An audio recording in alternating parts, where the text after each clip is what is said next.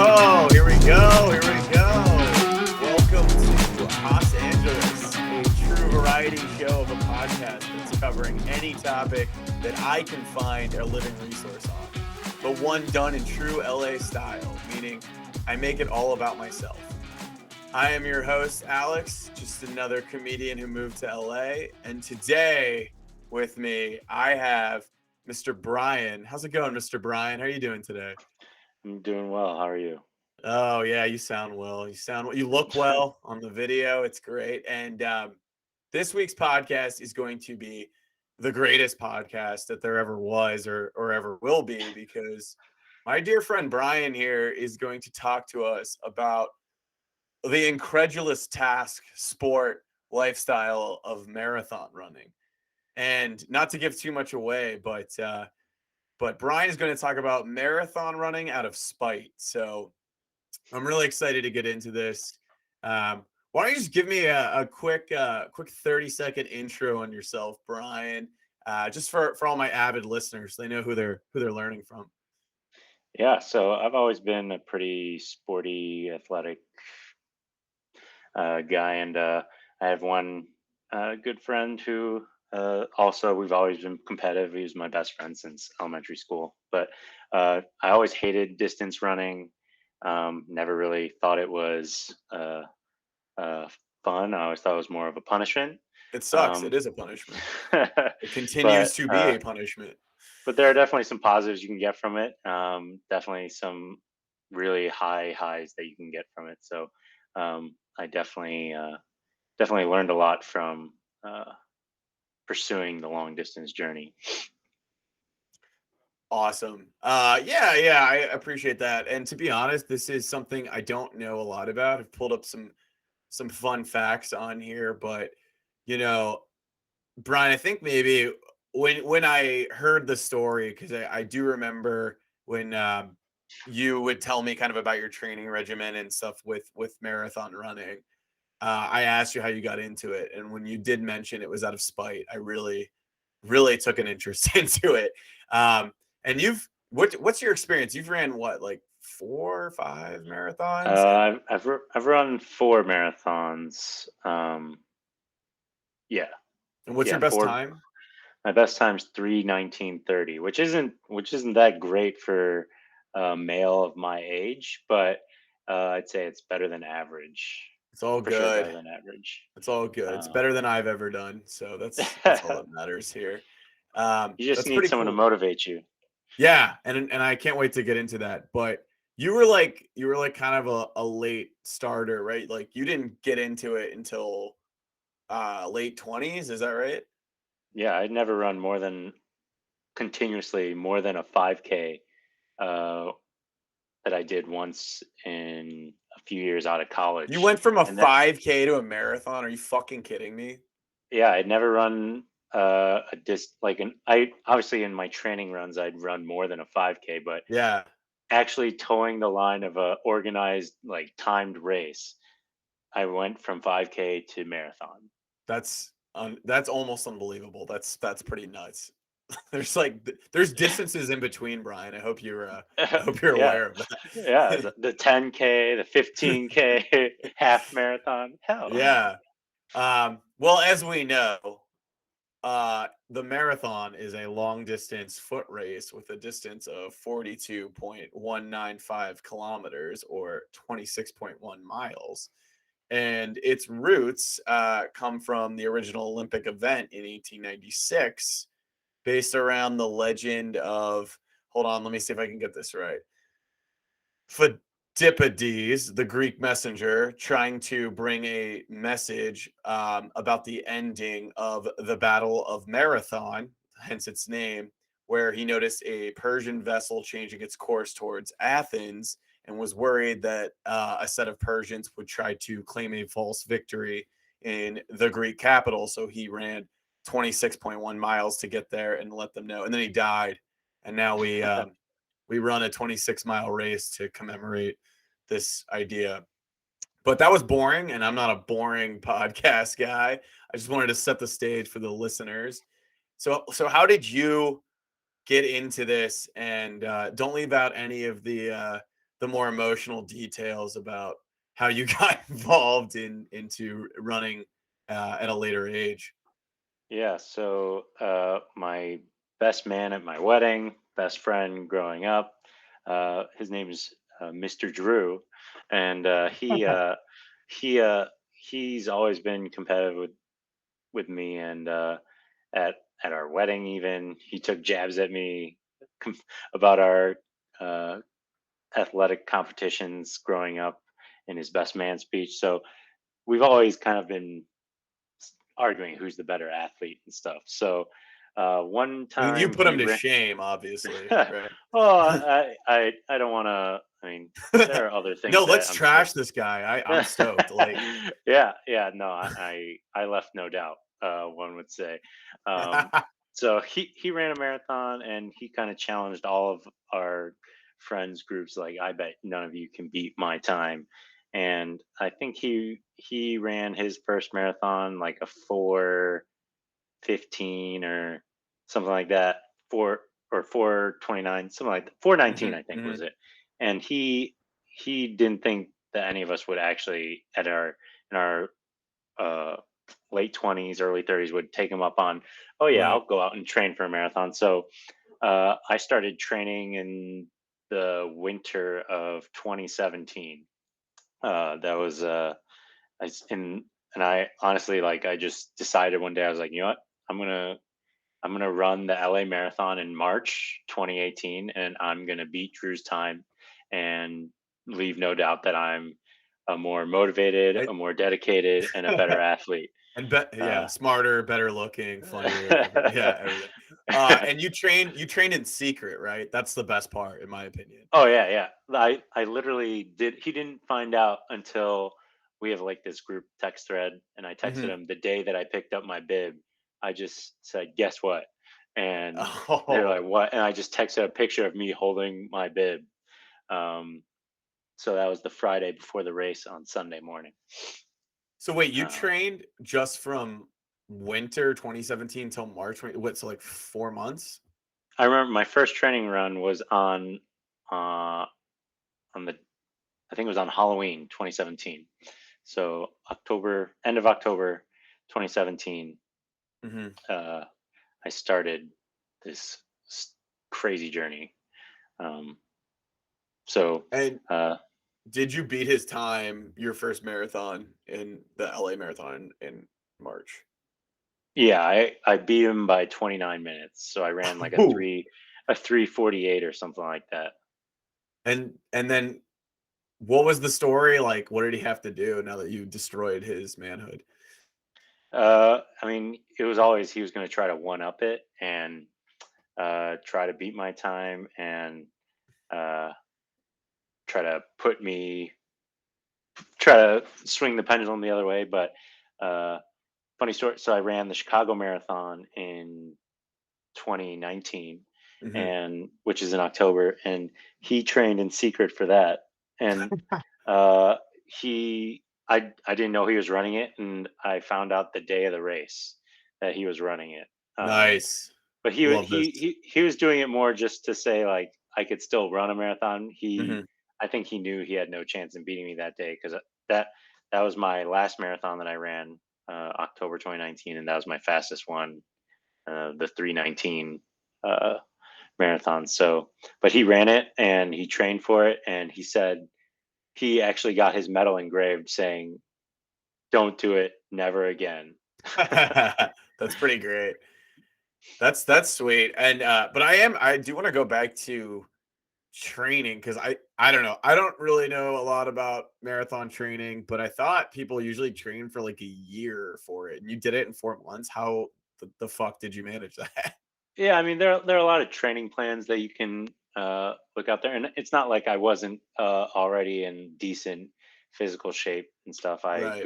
I had gone to the gym regularly and stuff. It's just my cardio um, wasn't built for long endurance. So um, you definitely build up to it. Like uh, I think my first training run was 2.5 miles or something like that, and you Hmm. just slowly build up to it. So normally a training plan has like a a good training plan would have like 3 days, or you're either usually running 5 out of 7 days in a week, Hmm. or 6 out of 7. And normally 3 of the days are just easy, slow miles of, I don't know, like 6 or 7 miles. And then one day of speed work. So that could be like running on a track or doing timed miles and stuff. And then one day of uh, your long run day, which normally was on a Saturday or Sunday. And normally it's at least 12 miles, and you work up to the longer miles. And normally the longest you'll ever do in a training plan is 20 miles or 22 miles. You never do like the full marathon in your Yeah. training. I do have a friend who ran one who always said to me, like, the training programs get up to about 20 miles. And he's like, 6 miles, if you've never, gotten to 26 before, that's kind of a lot to just be the first time you're gonna do it. Like, Yeah. if you're like, I'm comfortable getting to 20, and then it's like, all right, now six more. That's not the Yeah. easiest thing from what I You understand. you definitely got to trust the process, and you got to remind yourself, like, when you ran those 20 miles on a Saturday, like, you had a full workload of mileage the days before. Like, Hmm. before the marathon leading up to the 26 miles, you're going to taper, and basically your body's going to be itching to run, because it's like, I'm used to running these extra miles per week. What are we Yeah, doing? And you're just kind of saving up that energy for that final day. that's great. So you ran the Chicago Marathon, the LA Marathon. What were the other two? I ran the Long Beach Marathon, Hmm. and I ran Mountains to Beach, which is in uh, it's in Oxnard. And Oh, basically, nice. you start in Ojai and you end in Ventura. What was the best one? I mean, Chicago's for sure the best, Yeah. just because the Well, you're number of from there. people. You're wearing a Yeah, fucking yeah. bull shirt right now as we I, speak. I grew up in the suburbs of Chicago, so I got to. My sister actually ran it too. Um, so just the amount of people that are out there cheering, it's like an adrenaline rush. Hmm. Of like, you never are really on the course where there's not at least some people on the course cheering for you. Whereas in like the LA Marathon had a pretty good crowd, but Mountains to Beach and Long Beach Marathon, you definitely go through some parts where it's just you and the road, and you're really Yeah. battling some mental demons sometimes. That sounds terrible. Whew, I don't know what else to say about it. Um, cool. So you have since hung them up, like you retired, or is it just on pause now? I know you're a new father. You're going after your first love, which is golf. What's Yeah. kind of the current status? So there are a few things that derailed the running. So when COVID hit, there was a lot of uh, races getting canceled and stuff. Like, I Yeah. was signed up for a race the on Memorial Day after the quarantine started. That got canceled, and then I injured uh, my low back, um, from some running injuries and stuff. And then, yeah, my son was born the following uh, November. So just a lot of things to juggle and manage and reprioritize. And uh, I felt that the the amount of time that it would take me to continue to progress in running, um, I I didn't feel I had the time to dedicate to it to properly do it. Yeah.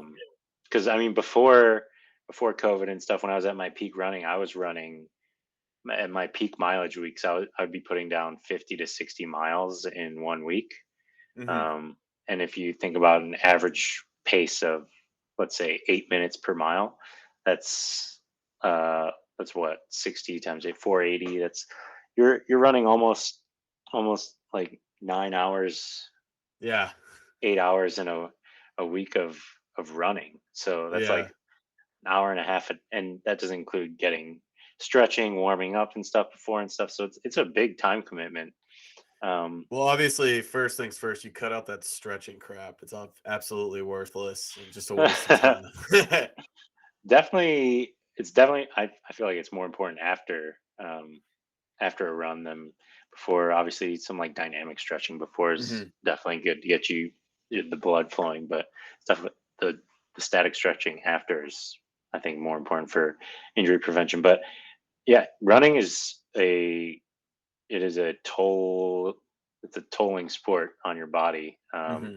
I my wife uh, always noticed, and after I kind of put running on the back burner after my son was born, she's like, "You are a lot less achy, and you just seem uh, much more, I guess, kind of, uh, I Calm. guess, much more calm and much less like just sore all the time, and Yeah. uh, like saying, "Oh, that doing these chores." It's just because like the day after my long runs, I'd have to basically just have like a total day off because normally my back would hurt the day after a long run.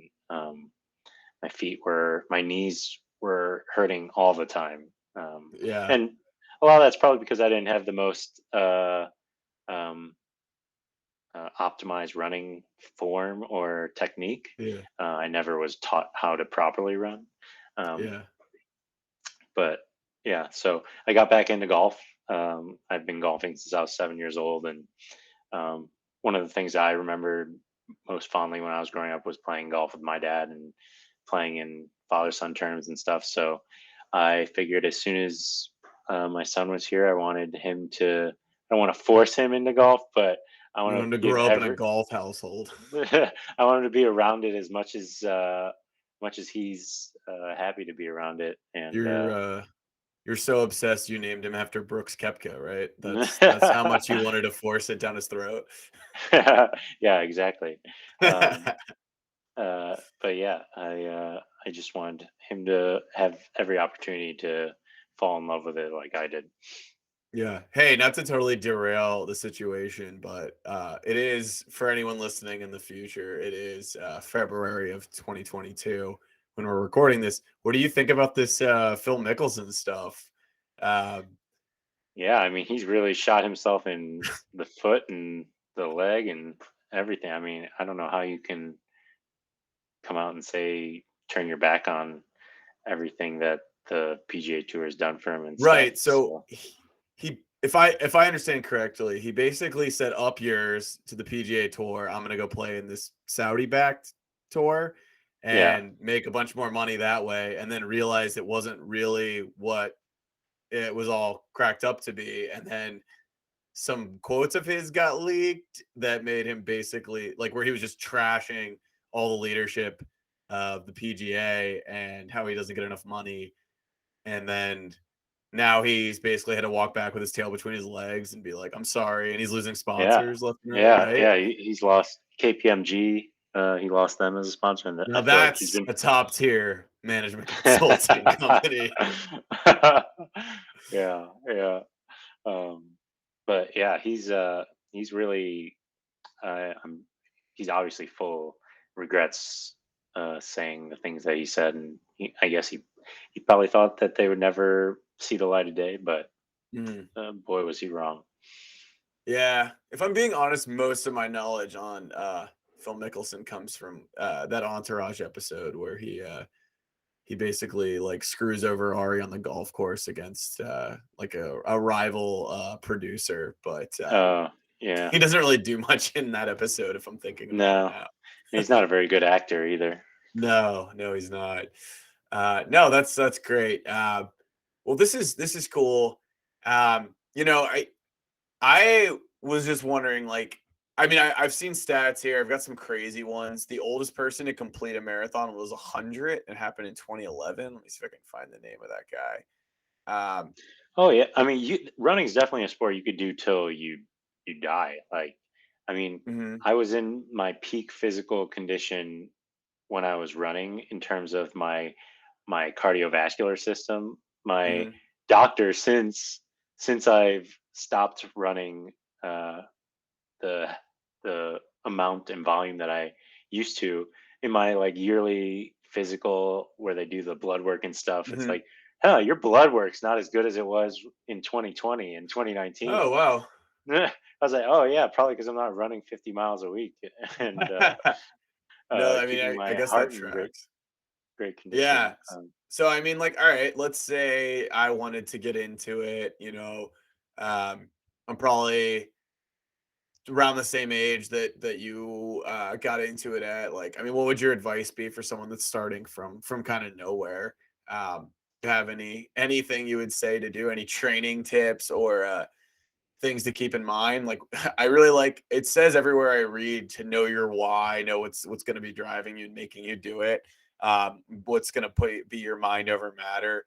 And I don't know if I have as much spite in me as you do, but Yeah, I what would mean, be your advice? for sure there's all that like motivational stuff to keep you going and stuff, but just from like a physical advice standpoint, I'd say for your easy runs, they should truly be easy. Like when your training Easy. plan says a easy run, like you should be able to carry a conversation like we're carrying now Yeah. while you're running. So um, a heart rate monitor was very helpful for me because that's kind of uh, black and white data that's you're either your heart rate's in a zone where you're not pushing overexerting yourself, or yeah, you're going a little too fast, you need to scale it back.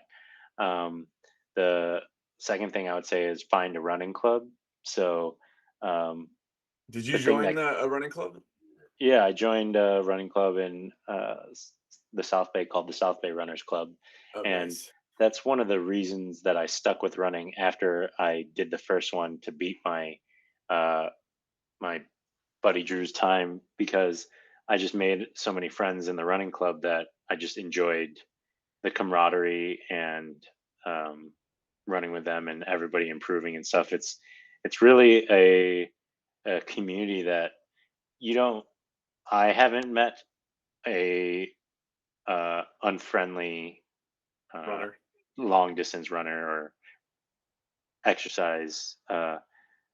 It's like you go to the gym. Most people are happy because I mean, you're Not happy me, when you bro. you yell at the weight. You're like, Uh, ah. yeah, I'm motivated by the gains, brother. So I gotta be as angry as hell You look because about the it's a same as when fight. I. You look about the same as when I last saw you. I don't know. Well, hey, gyms were closed for like a year out here in LA. There's a war against us jacked people Yeah. out What about west. Muscle Beach? Was that closed? I don't know. I don't know. I can't use that stuff. It's too rusty. I don't want to get hurt. I don't want to get tetanus. Um, cool. All right. I got some. All right. My fun fact earlier about the oldest guy. I really don't want to butcher pronouncing his name, but I think it is Fauha Singh. Uh, he didn't take up running until he reached the age of 89, and he ran them for 11 years and ran one when he was 100, which is pretty wild. Oh Jesus. my God, he's still alive. Holy shit. Is this right? This can't be right. It says he's 110. I don't know. I'm There's a I guy don't in my know. running club that every year on his birthday, for his birthday, he'd run his age in miles. And he's like over 60 now. Wow, I am so glad you brought that up because that first of all, that's insane. That's like Jack LaLanne shit. But second of For all, his birthday, he does that. yeah, Like, but I have to ask because I think you did something more impressive on your birthday. Did you not? that's right. Did you not drink 30 beers on your 30th birthday and also run a long run for your marathon Yeah, so training? I was in the middle of marathon training, and it was my 30th birthday. I wanted to do something special, and I really like Bud Light. Shout out sponsor Bud Light. Uh, so on my 30th birthday, I decided to drink 30 Bud Lights, and it was in the middle of my marathon training, so I also ran 15 miles that day. So That's I cracked a beer, I shotgunned a beer starting at 6 a.m. and proceeded to drink a beer about every average about 1.5 beers every hour. Um, mhm. and by the end of the night, pace picked up, and I ended up finishing the 30th beer around like 8 p.m. So a little Oh, over, yeah, nice little early. You got it done yeah, early. a little over 12 hours, or a little over, yeah, around 15 hours it took me to drink 30 beers. But yeah, I think the most difficult part was the volume, honestly. Hmm. because you just feel full all the time. All that because 30 cans of 12 ounces. It's over 2.5 gallons. Yeah, that's like 5 loaves of bread in in terms of just like carbs in your system, I think.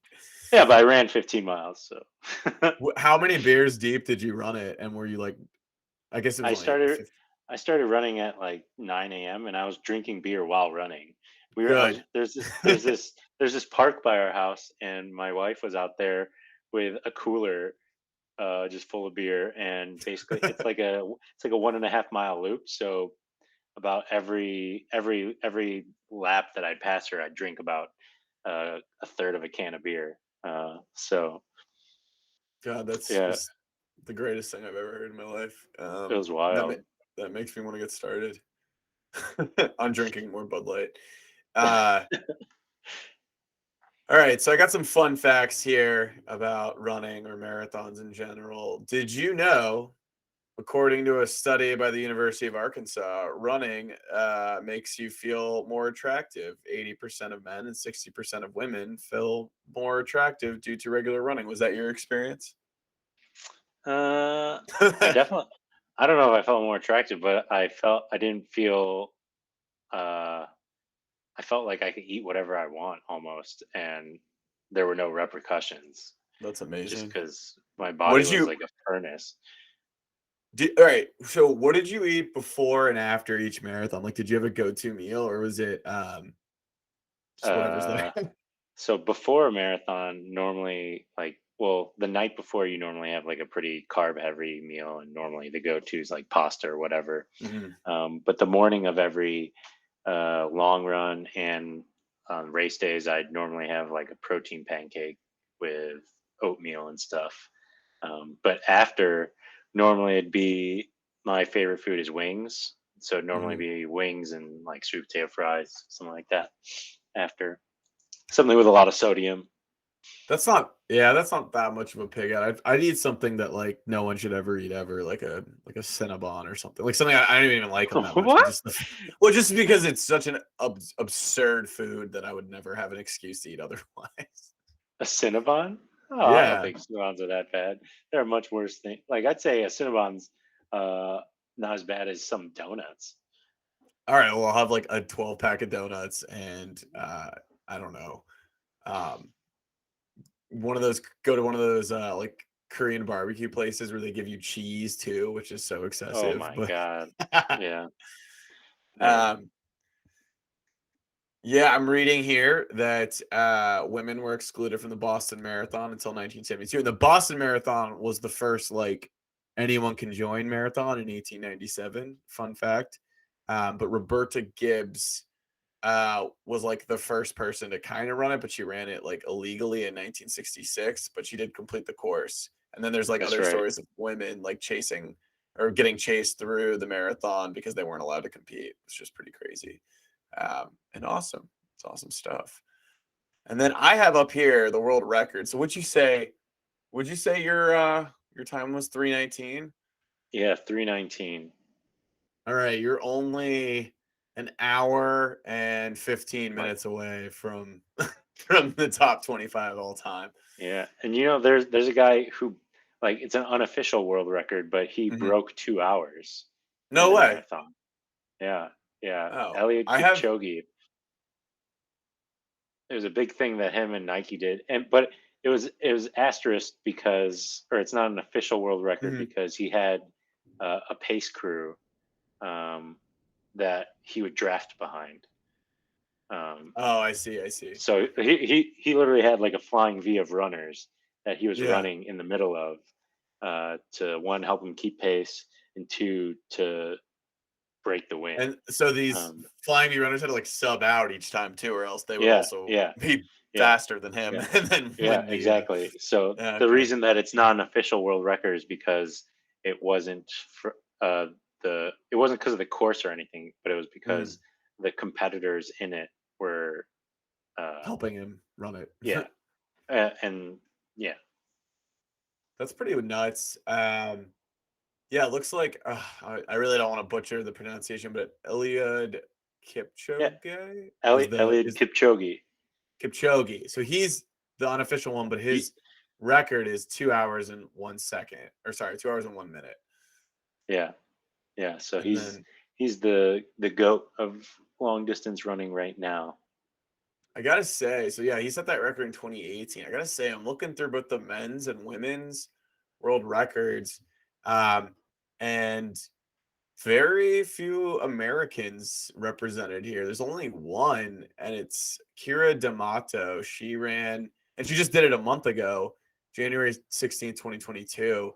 She ran, she's currently ranked 23rd all time and ran a 2 hour and 19-minute marathon in Houston. So So she why only is beat me this by not an hour. taking off here? Why is this not taking off in this country?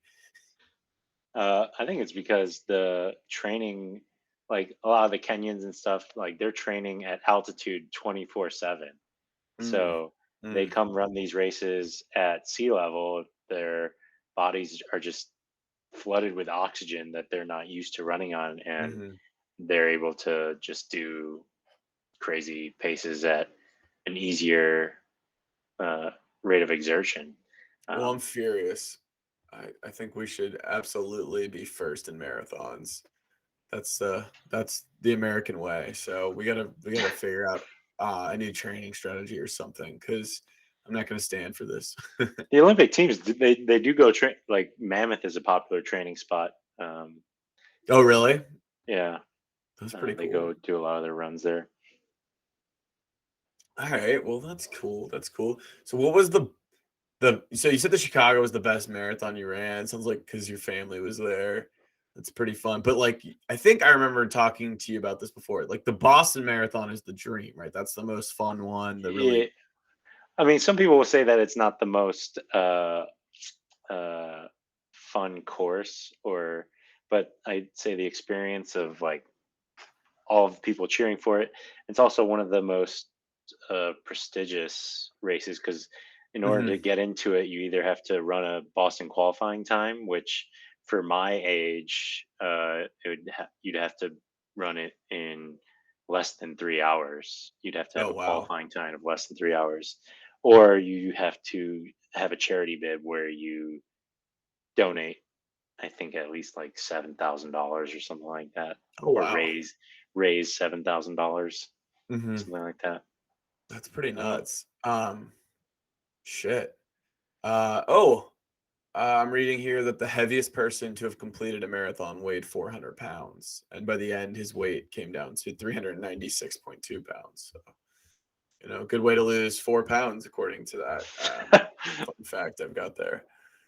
I'm sure I Uh, lost probably at least a pound or two during a race. yeah, Yeah, fill those pounds back up with Bud Light after though, so that's all that that's that's all my that race matters. tradition. After every race, my wife hands me a Bud Light. I shotgun it.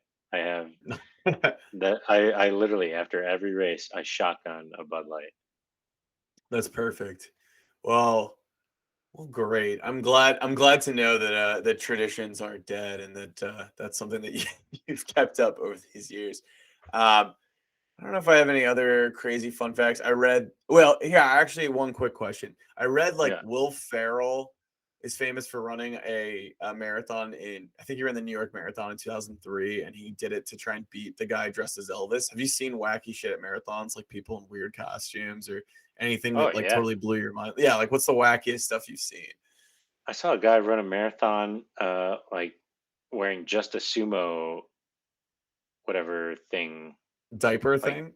yeah, wearing just a like barefoot. That's so weird. Yeah, yeah, And like you beat him, right? I hope you beat him. yeah.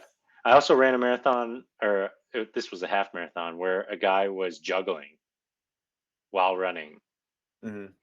juggling three balls, and whenever he dropped the balls, he'd pick up the balls, go back to where he dropped them, and start running again. Okay, well, that's psychotic. Man, I can't think of any way to feel worse about myself than if I were to like try to run a marathon and then either not be able to finish it or finish behind that guy. Well, cool. Yeah. So, yeah. Any last kind of closing thoughts or any advice you'd maybe give somebody that wanted to run one? Like, Did you have to raise money for the Chicago Marathon? Was that part tough, or how did you do that? Um, For Chicago, I entered a lottery and I just happened to get picked. oh, And then okay. you just pay the registration fee. But my sister didn't get picked. So normally you have to either sign up through a charity and she had to Mhm. raise some money, um, or, yeah. But for advice for anyone else that's considering doing it, like, I think anybody can, honestly, I think anybody can go out and run a marathon. It's just whether you're willing to dedicate the time and training. Uh, no one says that you have to run it fast in relation to what other people are running to, because it's, Mhm. I mean, we're not, none of the people I know are going out there trying to win a marathon. That's like, Yeah. they're professionals in all these races trying to win. Like, it's really, and that's where it kind of correlates to golf. It's really you versus the course, or Yeah. you versus yourself. So um, I think anybody can go out there and do it. You just got to start slow and build up to it, and uh, it helps to find a support group that also enjoys the activity. But I'd say anybody who's interested, I'm sure there's a run club in your area, or um, a training plan out there that uh, won't be too intimidating, and you can make small increments. Maybe not jump straight into a marathon though. Maybe start with a half marathon or something like Oh, that. yeah, not everybody's you. I get it, I get Don't it. be an idiot like me. But yeah, and you know, final thoughts, Drew. I'm a better athlete than you. Good, I'm glad. No, I'm sending no this doubt. right to him. Hey, are you one of those jerk offs that has a 26.2 sticker on your car? No, Okay. God no. Uh, I I have no stickers on my car. I have a beer fridge that has a 26.2 sticker on it, That's but acceptable. We'll allow that. Well, great. No, I'm glad we got to chat a little bit today, Brian. I really appreciate you joining and speaking to it. I think you've got a story that I've never heard before. So thanks for going. Anything else you want to say? Anything you want to plug for all my avid listeners out there? I don't think so. I mean, I enjoyed talking to you. We should definitely catch up again soon.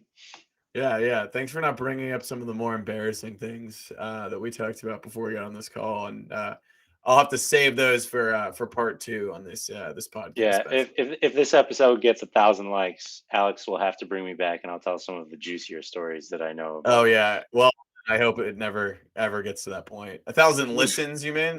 I mean, shit. If that happens, I'd be really worried about this story getting out. But anyway, thank you so much for joining me today, Brian.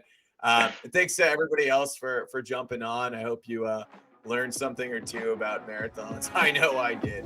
And we'll catch you next time on Los Angeles. Thanks, Brian. Thanks, everybody. Yeah.